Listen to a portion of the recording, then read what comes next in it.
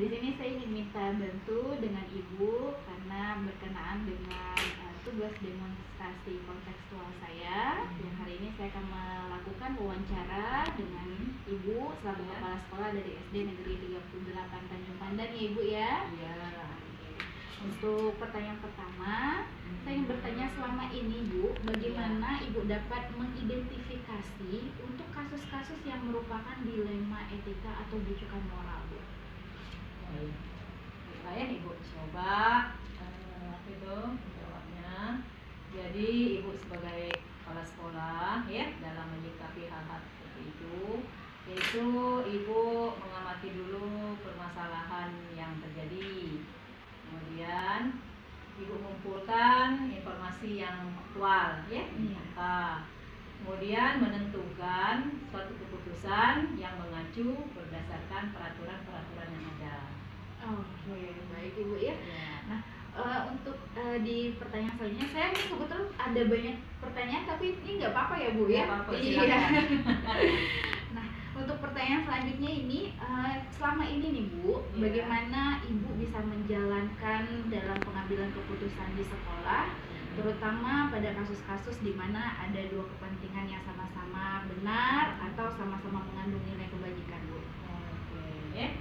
Nah, jadi kalau Ibu dalam mengambil suatu keputusan, yaitu pertama Ibu mengembalikan semuanya pada aturan dulu ya. Nah, jadi kalau ada aturannya kita enak jadikan ya. Jadi dalam setiap pengambilan keputusan, Ibu selalu menjalin hubungan dengan rekan sejawat, dengan guru-guru ya yang ada di sekolah, dan juga memastikan bahwa keputusan tersebut harus benar-benar dipahami, karena selalu ada alasan di balik suatu kejadian, pasti ya? Iya, pasti ada alasan. Nah, itu yang bisa.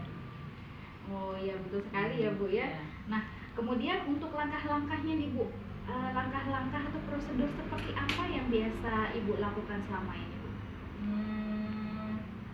Menurut yang pernah Ibu lakukan ya, itu pertama Ibu cari atau mencari informasi terlebih dahulu. Cari informasi. Ya, kemudian Ibu melihat ke lapangan, kemudian turun langsung juga untuk berwawancara, melakukan wawancara, bertanya setelah itu ibu menganalisis untuk mengambil keputusan yang terbaik dalam masalah tersebut. Wah, luar biasa sekali ya Ibu ya. Jadi sampai Iya. terjun ke lapangan ini ya Bu, Iya. melakukan wawancara langsung. Terus kemudian ini di pertanyaan selanjutnya nih Bu, ada hal-hal apa yang selama ini Ibu anggap itu efektif dalam pengambilan keputusan pada kasus-kasus seperti dilema etika ini Bu? Jadi dalam ibu mengambil suatu keputusan pada kasus-kasus dilema etika, ya, yaitu ibu merasa suatu pengambilan keputusan itu efektif apabila dilakukan dengan spontanitas, tergantung objek permasalahan di lapangan yang terjadi. Kemudian ibu berbicara atau bermusyawarah dengan tim manajemen sekolah, jajaran guru-guru, maksudnya guru-guru senior juga, semua guru-guru yang lainnya. Kemudian didengar pendapatnya supaya ibu mendengarkan pendapat mereka supaya ada keputusan bersama. Kalau ada keputusan bersama ya. Oh iya, betul sekali Bu. Jadi mengumpulkan untuk mengambil keputusan bersama ya Bu ya. Tersebut sangat itu udah bukan lagi udah bijak sekali. Iya, dalam mengambil keputusan ya Bu ya. Nah, dari hal-hal itu ada nggak Bu tantangan pada saat setiap pengambilan keputusan di kasus dilema etika itu Bu? Iya, tantangan sih pasti ada ya. Tantangan pasti selalu ada ya Bu ya. Tantangan yang ibu hadapi dari pengalaman dalam mengambil keputusan, ya, yaitu apabila ada yang kurang bisa menerima, ya, tentu saja kita harus meyakinkan orang-orang tersebut, ya, terutama meyakinkan juga orang-orang yang terlibat dengan keputusan kita tadi. Gitu ya. Ya betul Bu. Karena kadang-kadang dalam pengambilan keputusan biasa Bu ya, ada yang menerima, Ada yang ada yang tidak. tidak, ada yang pro, ada yang kontra. Iya, gitu iya. ya Bu ya. Nah, kemudian ini Bu, apakah Ibu memiliki sebuah jadwal tertentu dalam sebuah penyelesaian kasus dilema etika? Apakah Ibu langsung menyelesaikan di tempat atau memiliki jadwal tertentu untuk menyelesaikannya? Misalnya dalam bentuk hal apa, atau misalnya prosedurnya seperti apa yang sering Ibu jalankan? Iya. Kalau jadwal sih ini tergantung dari permasalahannya ya. Jadi kalau permasalahan itu kelihatannya agak serius lah, atau segera diambil tindakan atau keputusan, maka ibu langsung menyelesaikannya di tempat. Jadi tidak perlu adanya jadwal-jadwal ya. Nah, kemudian kalau kelihatannya permasalahannya itu tidak begitu parah, nah maka ini juga perlu adanya diambil waktu-waktu tertentu gitu ya. Jadi fleksibel ya Bu ya, tergantung kapan ada masalah gitu ya Bu ya, tergantung masalahnya ya. Iya, tergantung masalahnya. Baik Bu. Nah, untuk dalam hal ini ada nggak faktor-faktor yang selama ini mempermudah atau bisa membantu Ibu dalam pengambilan keputusan Bu? Oke. Karena keputusan ini memang bukan hanya kepala sekolah ya. Karena keputusan ini kan yang akan menjalankannya itu kan orang ramai orang sekolah. Jadi ada sih faktor-faktor yang memudahkan, yaitu yang berasal dari jajaran atau teman sejawat ya, guru-guru di sini, atau kadang-kadang ibu juga berkolaborasi juga dengan seperti pengawas misalnya kalau diperlukan, kalau seandainya ibu tidak bisa menyelesaikannya di dalam sekolah. Ya. Jadi untuk pemecahan masalah juga Bu ya, untuk selalu melakukan kolaborasi juga ya Bu. Nah, ini pertanyaan terakhir nih Bu. Dari semua hal yang telah Ibu sampaikan, pembelajaran apa yang dapat dipetik dari pengalaman Ibu selama Ibu menjadi kepala sekolah serta mengambil keputusan saat dilema etika ini? Iya. Jadi pengalaman yang terbaik itu ya memang ada hal-hal yang yang dapat Ibu ambil, yaitu bahwa dalam mengambil suatu keputusan ya kita harus bijaksana ya, terus kita harus memikirkan untuk kepentingan orang banyak. Nah, itu juga dari hal tersebut, jadi ibu belajar dari kejadian tadi bahwa setiap kasus permasalahan yang terjadi di lapangan itu kita harus ambil, tidak boleh mengambil keputusan sendiri. Kita harus bermusyawarah bersama-sama. Dengan baik Ibu, terima kasih banyak atas waktunya karena telah memperbolehkan saya untuk bisa melakukan wawancara, dan semoga ke depan dengan adanya wawancara dengan Ibu selaku dari Kepala Sekolah SD Negeri 38 Tempe Pandan ini bisa menambah wawasan serta ilmu saya dalam pengambilan keputusan di Lema Etika atau Pendidikan Moral. Terima kasih banyak, salam sehat selalu untuk Ibu, sukses selalu juga buat Ibu. Terima kasih banyak Ibu.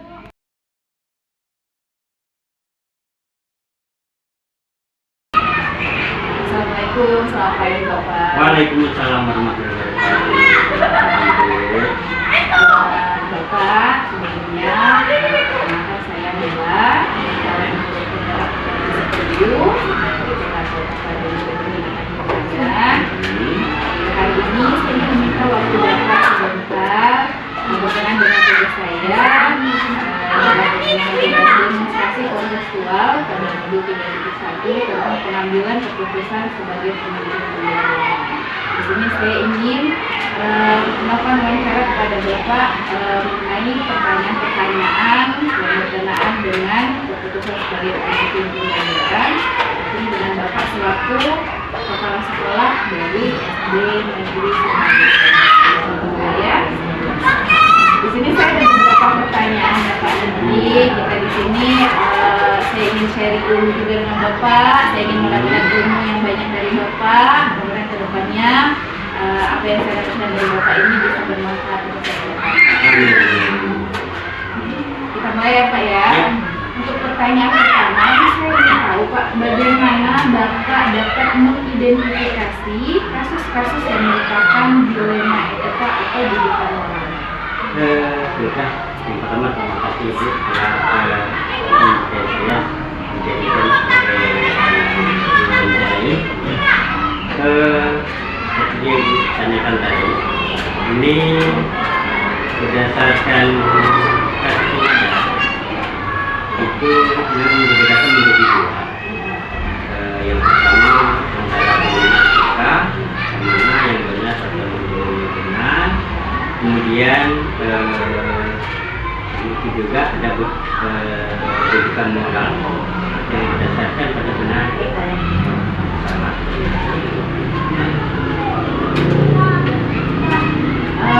Selama ini Pak ya, bagaimana Bapak dalam menjalankan pengambilan keputusan di sekolah Bapak? Terutama biasanya ada kasus-kasus di mana ada dua kepentingan yang sama-sama benar atau sama-sama salah.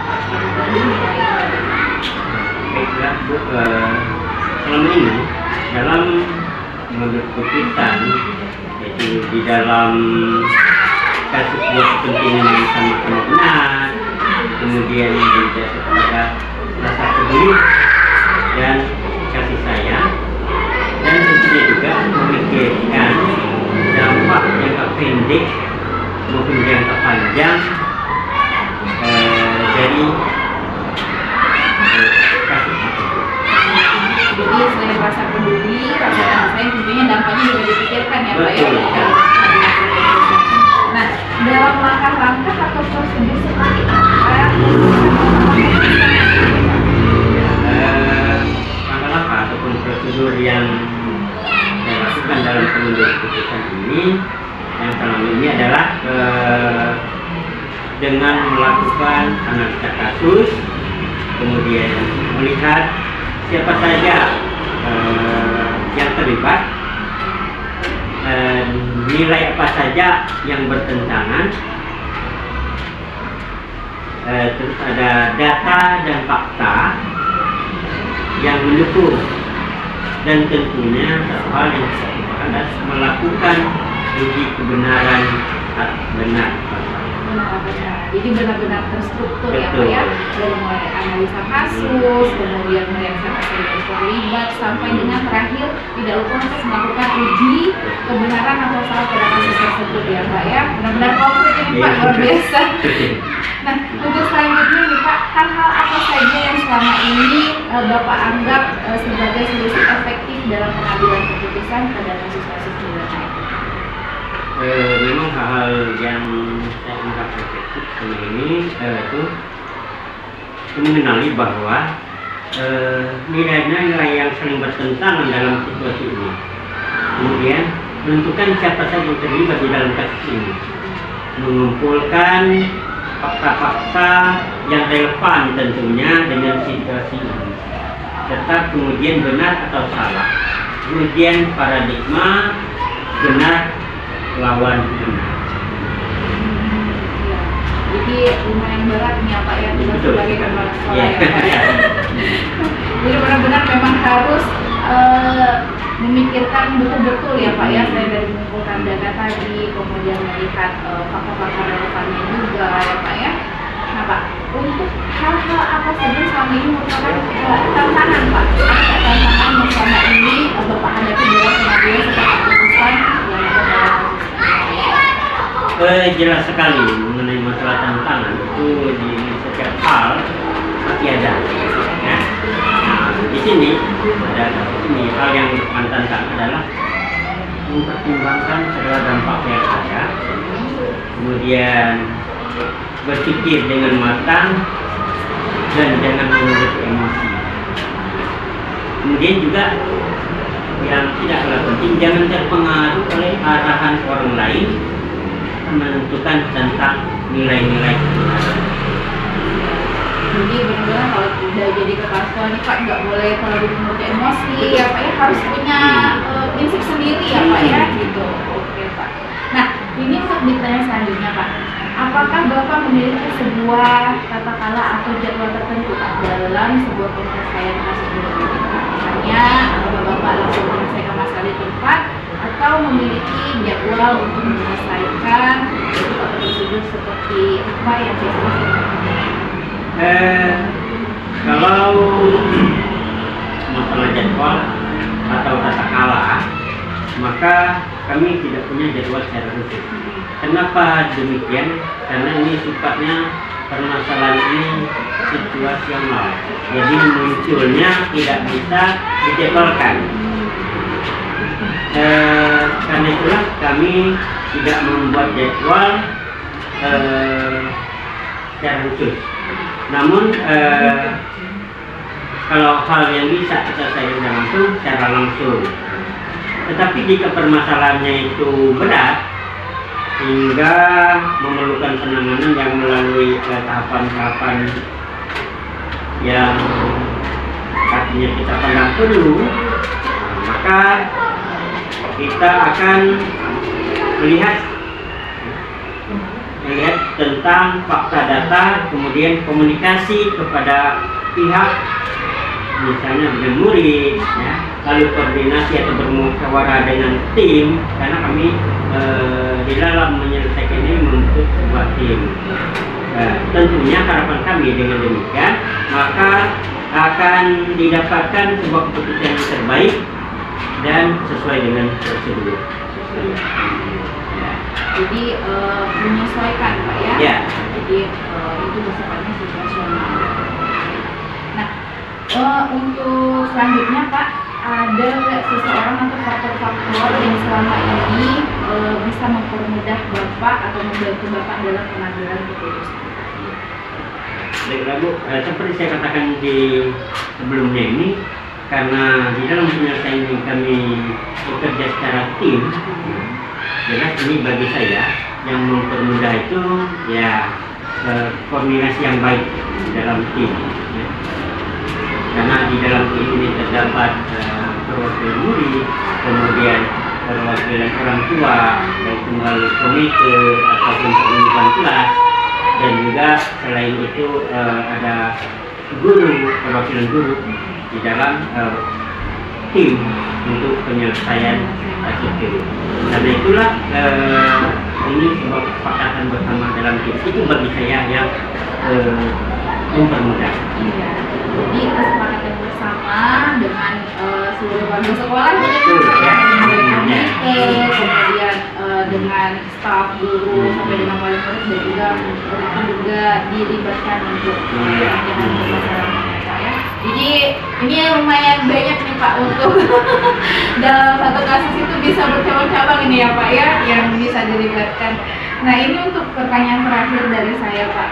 Dari semua hal yang telah disampaikan, pembelajaran apa yang dapat kita petik dari pengalaman Bapak selama ini sebagai kepala sekolah dalam mengambil keputusan edukasi?